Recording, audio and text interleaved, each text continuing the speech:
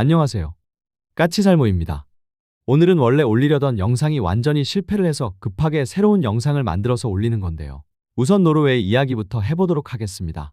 노르웨이에서 이번에 우리 K9 자주포 24대를 추가 구매하기로 했다고 하는데요.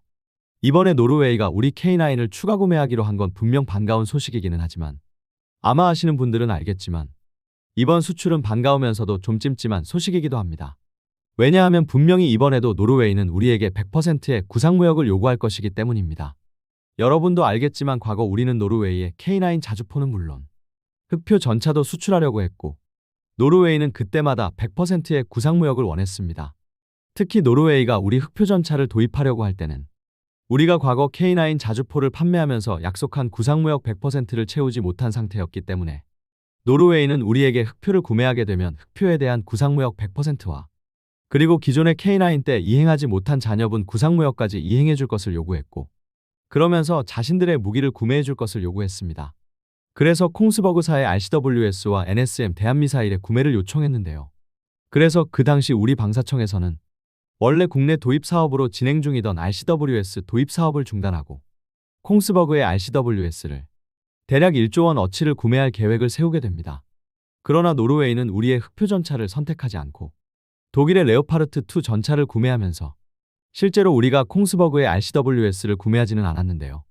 그런데 하필이면 왜 지금 다시 노르웨이가 K9 자주포를 구매했는지 걱정이 되네요.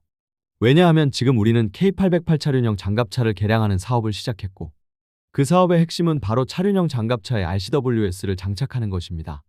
그래서 지금 우리는 대량의 RCWS 수요가 존재하고 과연 이번 계약에 따른 구상무역은 무엇으로 해주어야 할지는 솔직히 너무 뻔히 보입니다. 결론은 당연히 노르웨이는 우리 차륜형 장갑차의 RCWS를 콩스버그사의 제품으로 해달라고 요구했을 것인데 이 문제를 우리 방사청은 어떻게 대처했을지 걱정입니다. 여기에 더해서 원래 우리 KF-21용 대한미사일로 기획되어 있던 초음속 대한미사일의 개발이 지금 중단되어 있는데요. 노르웨이는 틀림없이 이 부분도 요구를 하고 있을 것입니다.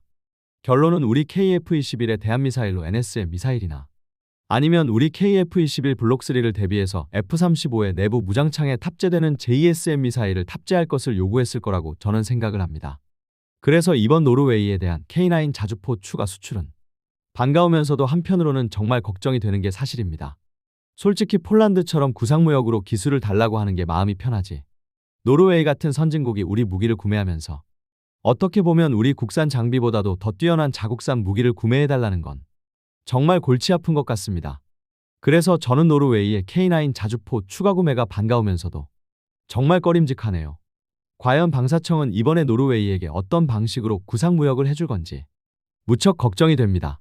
그리고 저번에 태국에서 캄보디아와의 분쟁에서 우리의 KGGB를 실전에서 사용을 했고 그래서 많은 사람들이 태국이 KGGB를 추가로 대량 구매할 거라고 이야기했었는데요. 이번에 태국에서 KGGB 추가 구매 소식이 나오기는 했네요. 그런데 사람들이 이야기한 것처럼 100발을 구매하는 건 아니고요. 우선은 10발을 구매한다고 합니다. 태국은 145만 달러의 예산을 책정해서 KGGB 10발을 구매한다고 하고요.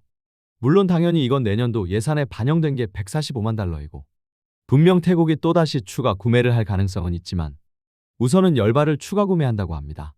당연히 우리나라에서 고작해야 20여 발의 KGGB를 구매해서 이미 실전에 사용했으니 보유량이 줄었을 것이고 그걸 보충해야 하겠죠. 그리고 여러분도 알겠지만 지금 한화에서 우리의 KF-21 전투기용 A사 레이더에 양산에 들어갔는데요. 그런데 분명히 말하지만 이번에 우리가 양산하는 1차분의 레이더에는 우리 한국산 전력증폭소자가 들어가지 않습니다. 그건 알고 있으셔야 합니다. 정확히 제가 어느 나라 제품인지 모르겠으나 이번에 생산되는 레이더는 유럽산으로 추정되는 20W급 전력증폭소자가 들어갑니다. 솔직히 저도 이것 때문에 KF-21용 레이더의 생산을 최대한 미루는 게 좋다고 생각을 했는데요. 현재 우리는 아직 국산 X밴드 질화갈륨 전력증폭소자에 선행 양산만을 하고 있고 본격 상업 생산은 하고 있지 않습니다. 그래서 최대한 KF-21 레이더의 생산을 미루어서 전력증폭소자를 국산 30W급 전력증폭소자가 탑재되길 기대했는데요. 솔직히 기대는 했지만 내심 불가능하다는 건 저도 잘 알고 있었습니다. 왜냐하면 우리의 KF-21 레이더에 국산 전력증폭소자를 사용하려면 국산 전력증폭소자가 들어간 시험 모델부터 개발을 해야 하는데 아직 국산 전력증폭소자가 들어간 시험 모델의 개발도 이루어지고 있지 않았었기 때문입니다.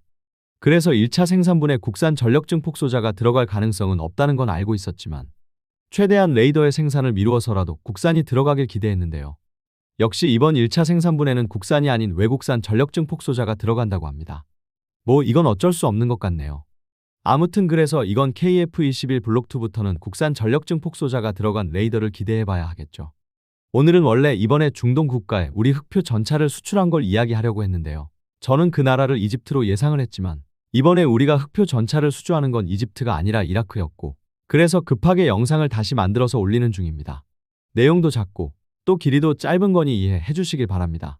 그럼 영상 봐주셔서 감사합니다.